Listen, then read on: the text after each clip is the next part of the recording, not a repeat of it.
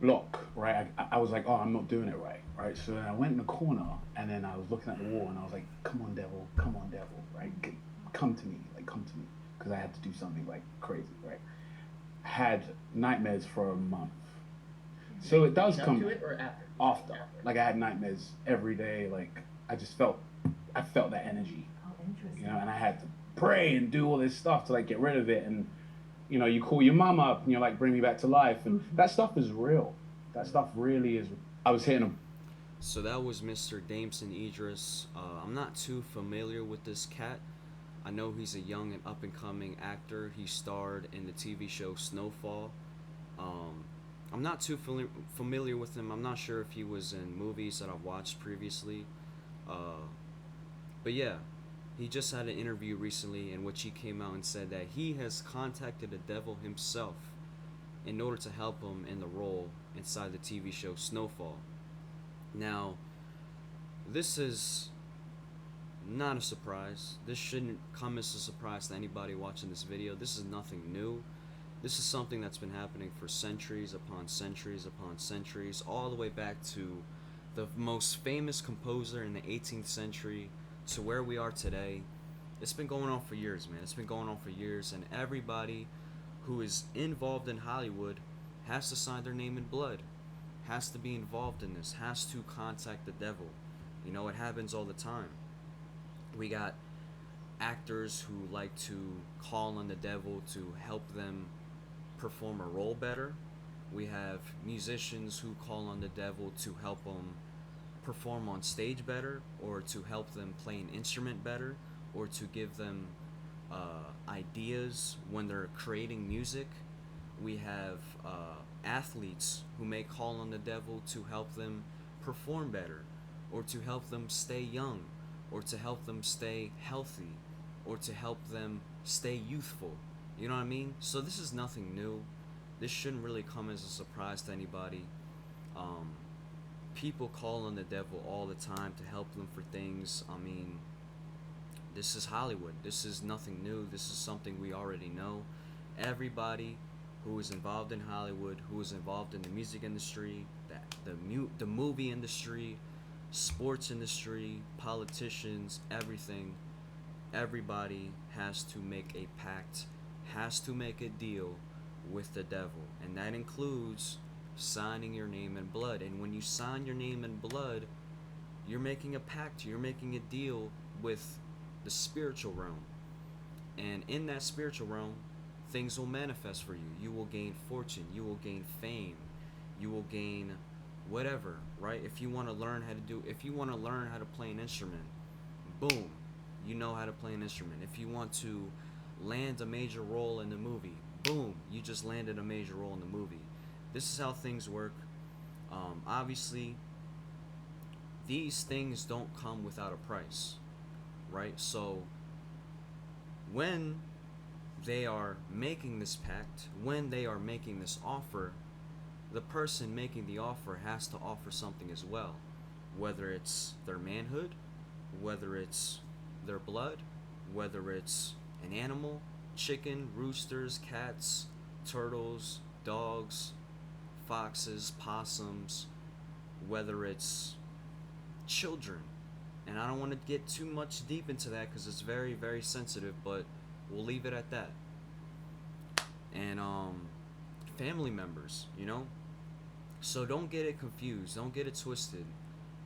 This stuff is happening, yes, but as as fucked up as it is on their end, it's just as fucked up on the spiritual end. You know what I mean? And another thing that I have to clarify is I feel like everybody in Hollywood, this is me shooting from the hip. This is not, this is not backed up with any proof. This is not backed up with any evidence. This is just me kind of speculating here, right? I feel like everybody in Hollywood at one point has to have the devil inside of them. At one point, right? You think about it. Everybody, almost everybody in Hollywood has had their prime, has reached their prime, has reached a pinnacle of success, has reached a height of success that they will only reach once in their career, right? And in that prime, while they're in their prime, while they're in the height of their success, the devil is within them. The devil is fully within them. The devil is controlling everything that's going on in their life. The devil is giving them blessings. The devil is giving them money, fame, fortune. Let's use an example. For an example, right? I'm gonna use I'm gonna use uh I'm gonna use Nas as an example, right? Nas first came out, had an incredible debut album, very influential, pioneered the way hip hop sounds today, right? Through the through the late '90s to the early 2000s, that was Nas's prime. That was his pinnacle of success. That was the mountaintop of success for him.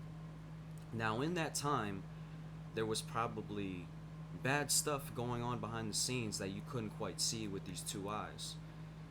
Stuff like, I don't know, maybe he's lost family members behind closed doors. Maybe he's lost children behind closed doors. Maybe he's lost friends behind closed doors, like his friend Ill Will.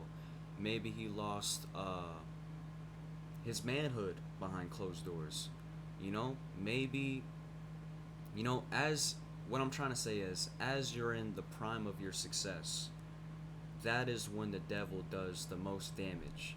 Now, even though it may not seem like it in the physical, because they're getting all these blessings and they're getting all this money and they're getting all this fame, they're on, they're on Jimmy Fallon, they're on Jimmy Kimmel, they're on the Night Show, like they're getting interviews. So, from the outside looking in, you're looking at them and you're like, yo, they're at the height of their success. They're at the prime. They're in their prime right now. Like, how could they not be happy? But behind closed doors, I really feel like that's when it's really the worst. That's when it's really, really bad for them. Cause, I mean, they're signing their names in blood. They're constantly being controlled. They're constantly being told what to do. They constantly have to go to meetings and meet with board of directors and meet with companies that they don't want to do. Deep down, they don't want to do. Deep down, they don't want to go. Um, you know, they may have family members asking them for money. They may have people around them being fake and asking them for money. They may have people stalking them, people trying to, get a hold of them, people trying to kill them whenever they see them in public. So, yeah, even though from our perspective, from a fan's perspective, I don't even like calling us fans because what the hell is that? From a person's perspective, you may look at all these artists, you may look at everybody in Hollywood and think to yourself, oh, they're great, they're doing awesome, they're at their prime, they're in the height of success, but behind closed doors, they may be having it way worse than what it looks. They may be very controlled. They may be very restricted on what they can do. They might be going through it. You don't know. You don't know that for sure. And yeah, I think that pretty much wraps up everything I have to say about this. Uh, yeah, newsflash, not really newsflash. Everybody in Hollywood has to call on the devil. Everybody in Hollywood has to call on the devil. I mean, this is not anything new. This should not come as any surprise. And yeah, he said he had to call on the devil because he had to do something crazy, right? And that basically alludes to what I was saying earlier, right? When an actor has a role and they know that they can't quite do that role without some help, they might call on the devil. They might call on some spirits. Another example. This one just came to my head, but boxers. We all know how boxers get down. We all know that boxing can get a little violent, right? Boxers, they tend to, not all boxers, but I know some boxers that tend to call on a spirit, that call on their ancestors, that call on some higher being to help them perform better in the ring. So take that as you will, right? Take everything with a grain of salt. Do your own research. Don't listen to anything I have to say. Don't blindly believe anything that I have to say, because that's no different than blindly believing anything the news has to say. So don't do your own research. think for yourself, have a mind of your own, and I think there was one thing that I wanted to say. Oh, it was about the dreams, right? So the dream world is where spirits come to communicate with you. Um, Spirits that can't communicate with you in this reality, so they try to communicate with you in the dream world because that is the most what do you call it? It's in between the fourth and fifth dimension and the third dimension. So it's a lot to explain. It's a lot to dabble into. It's a lot to break down. You know, there's planes of existence that need to be mentioned. There's dimensions, and it's just a lot. But in layman's terms, right? These spirits will come to you in your dream because that is the only way that spirits can really communicate with you. They can't communicate with you in this reality because there's a lot of mental blockage up here. One, two, your third eye is probably closed. Three, I mean, the only way they can really communicate with you in this reality is by noises and by making their presence being felt. So sometimes you may feel like there's another presence with you in the same room, but it may be or it may not be. But anyway, I'm in the video off like that. Hopefully you guys learned something new. Again, don't blindly believe anything that I have to say because it's no different than following the news blindly, right? I can't even talk today. Anyway, that's a sign for me to wrap this video up. Thank you guys for watching. Peace, love, positivity. I love you guys. Take care of yourself. Peace.